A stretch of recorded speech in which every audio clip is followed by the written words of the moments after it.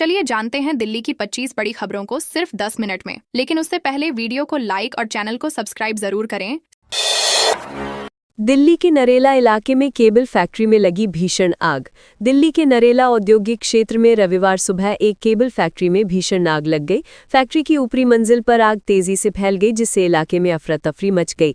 आग पर काबू पाने के लिए दमकल की 10 गाड़ियां और हाइड्रोलिक मशीनें मौके पर पहुंची और राहत बचाव कार्य जारी है। अब तक किसी के हताहत होने की सूचना नहीं है। पुलिस और फायर विभाग आग लगने के कारणों की जांच कर रहे हैं। अब नहीं करनी पड़ेगी लंबी पैदल यात्रा।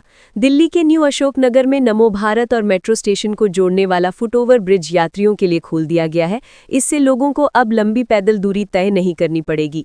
ये पुल यात्रियों के लिए सुरक्षित, सुविधाजनक और समय की बचत करने वाला होगा। इसके शुरू होने से सड़क पार करने में लगने वाला समय घटेगा और दुर्घटनाओं की संभावना भी कम होगी। कंप्यूटर वायरस हटाने का झांसा देकर अमेरिकी नागरिकों को ठगने वाला गिरोह बेनकाब।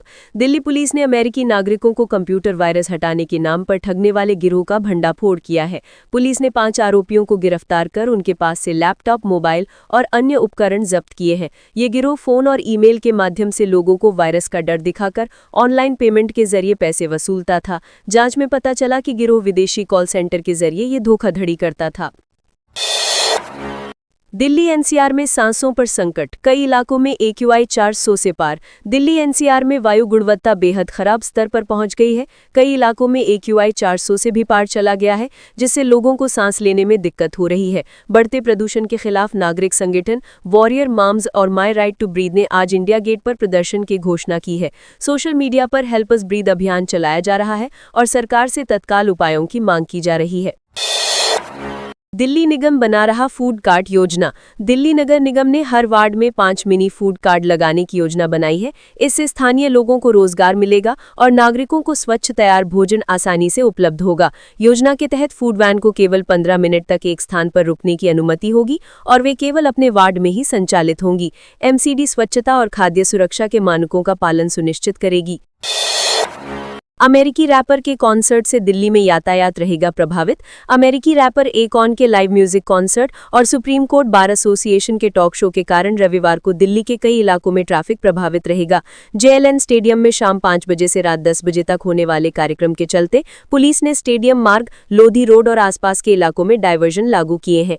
लोगों से वैकल्पिक मार्गों का उपयोग करने और सार्वजनिक परिवहन का सहारा लेने की अपील की गई है।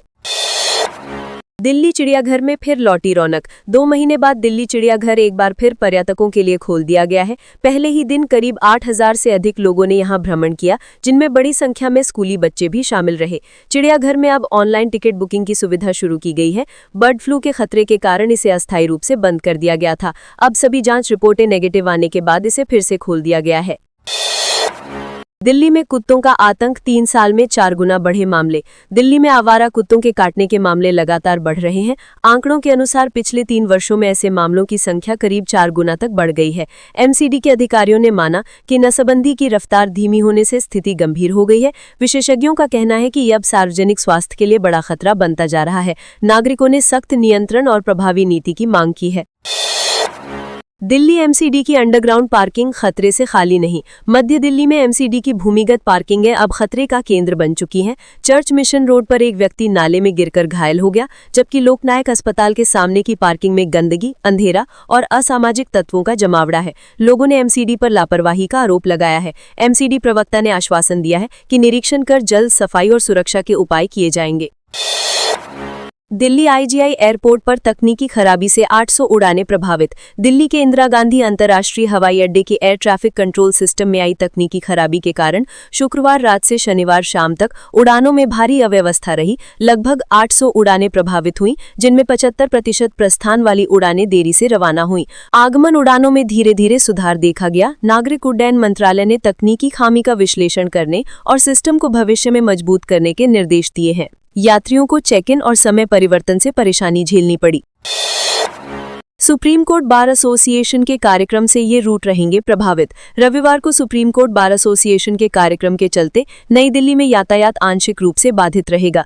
तिलक मार्ग, मथुरा रोड, इंडिया गेट सी हेक्सागन और आसपास के मार्गों पर सुबह 7 बजे से 2 घंटे तक ट्रैफिक डायवर्जन लागू रहेंगे। दिल्ली यातायात पुलिस ने लोगों को वैकल्पिक मार्ग अपनाने की सलाह दी है। पार्किंग की सुविधा के लिए भैरव मंदिर और P1 पार्किंग स्थल निर्धारित किए गए हैं। पुलिस ने जनता से धैर्य और सहयोग की अपील की है। डीटीसी दिल्ली में कर रही ईवी चार्जिंग नेटवर्क का विस्तार। दिल्ली परिवहन निगम अपने 9 डिपो में इलेक्ट्रिक वाहन चार्जिंग स्टेशन स्थापित कर रहा है। 31 करोड़ की लागत वाली इस परियोजना से राजधानी के सार्वजनिक परिवहन को पूरी तरह इलेक्ट्रिक बनाने की दिशा में कदम बढ़ाया जा रहा है। दिल्ली सरकार ने 2026 तक 8000 इलेक्ट्रिक बसें शामिल करने का लक्ष्य रखा है।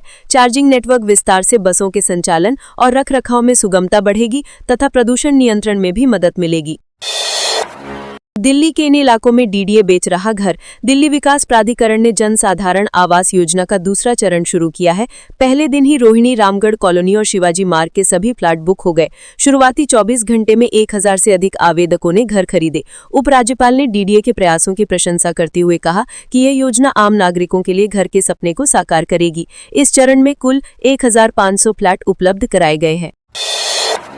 बलात्कार दोषी कुलदीप सेंगर की रिहाई पर ब्रेक। दिल्ली हाई कोर्ट ने उन्नाव बलात्कार पीड़िता के पिता की हिरासत में मौत के मामले में दोषी कुलदीप सिंह सेंगर की जमानत याचिका पर फैसला सुरक्षित रखा है। पीड़िता के वकील ने अदालत से कहा कि सेंगर की रिहाई से पीड़िता और उसके परिवार को खतरा हो सकता है। वहीं बचाव पक्ष ने तर्क दिया कि सेंगर अपनी सजा का अधिकांश हिस्सा पूरा कर चुका है। सेंगर नाबालिग से दुष्कर्म के एक अन्य मामले में आजीवन कारावास की सजा काट रहा है। बारापुला एलिवेटेड कॉरिडोर का काम शुरू। बारापुला एलिवेटेड कॉरिडोर के तीसरे चरण के निर्माण में लगभग 10 वर्ष की देरी के बाद अब काम तेजी से आगे बढ़ रहा है। परियोजना सराय काले खान से मयूर विहार फेज 1 तक सिग्नल मुक्त मार्ग बनाएगी। 2015 में शुरू हुए इस प्रोजेक्ट की लागत 964 करोड़ से बढ़कर 1200 करोड़ हो गई है। भाजपा सरकार के कार्यकाल में पर्यावरण मंजूरी और पेड़ हटाने की बाधाएं दूर हुई। 85% काम पूरा हो चुका है और जल्द उद्घाटन की संभावना है। दिल्ली में झुग्गी झोंपड़ी में रहने वालों के लिए खुशखबरी। दिल्ली सरकार ने झुग्गी झोंपड़ी क्षेत्रों में रहने वाले परिवारों के लिए स्वच्छ ऊर्जा की दिशा में बड़ा कदम उठाया है। मुख्यमंत्री ने DUISB को सर्वेक्षण कर उन परिवारों की पहचान करने का निर्देश दिया है जो अब भी पारंपरिक चूल्हों का उपयोग करते हैं। ऐसे परिवारों को उज्ज्वला योजना के तहत मुफ्त गैस कनेक्शन उपलब्ध कराए जाएंगे। यह पहल प्रदूषण नियंत्रण और गरीबों की जीवन गुणवत्ता सुधारने में सहायक होगी। देश में नेशनल हाईवे अब बनाएंगे सूरज से बिजली। भारतीय राष्ट्रीय राजमार्ग प्राधिकरण दिल्ली सहारनपुर हाईवे पर 4 मेगावाट क्षमता का सौर ऊर्जा संयंत्र स्थापित करने जा रहा है। यह परियोजना पायलट आधार पर शुरू की जाएगी, जिसमें सौर ऊर्जा निगम तकनीकी सहायता देगा। इस प्लांट से उत्पन्न बिजली बेचकर NHAI को राजस्व प्राप्त होगा। सफल होने पर इसे अन्य राष्ट्रीय राजमार्गों पर भी लागू किया जाएगा। ये कदम हरित ऊर्जा और सतत विकास की दिशा में अहम पहल है।